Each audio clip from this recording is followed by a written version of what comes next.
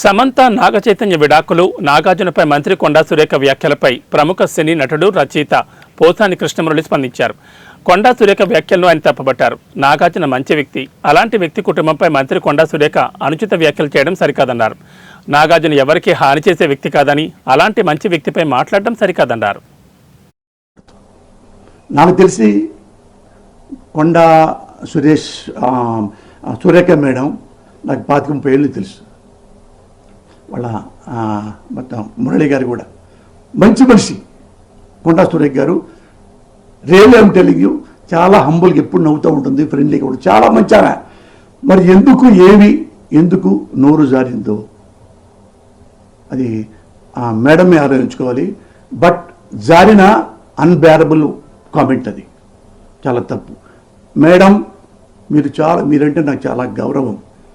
ఎందుకంటే ఎవరైతే మీరు కామెంట్ చేశారో, నాగార్జున చాలా హంబుల్ మ్యాన్, చాలా ఫ్రెండ్లీ నేచర్. నాకు 40 ఏళ్ళ నుంచి తెలుసు నాగార్జున గారు.